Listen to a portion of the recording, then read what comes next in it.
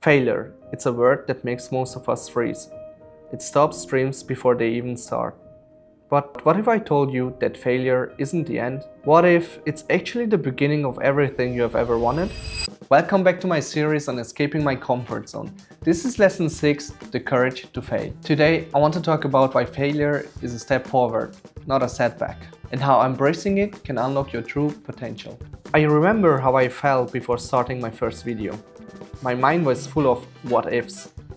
What if I mess up? What if no one watches? And what if I'm not good enough?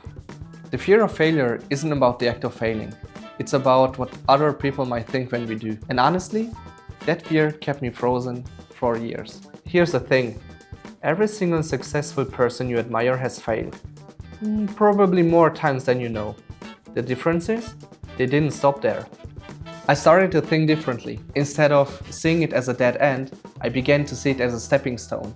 A lesson, something that teaches you what works and what doesn't. So how do you build the courage to fail? Here's what's worked for me. First, start small. Take on a challenge that's just outside your comfort zone. Something small enough that failure isn't overwhelming, but big enough that it feels like a growth. 2, set a deadline. Deadlines create momentum. They push you to finish rather than perfect. This is something I talked about in the previous videos before. And 3, learn to celebrate mistakes. I always praise this one. Each mistake you make teaches you something.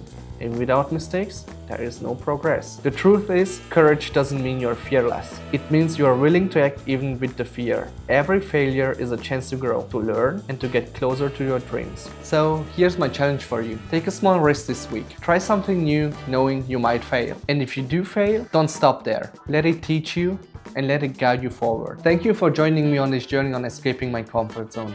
If this resonated with you, hit that like button, subscribe for more lessons, and share your biggest takeaways in the comments. Let's grow together, one failure at a time. See you in the next video. Bye.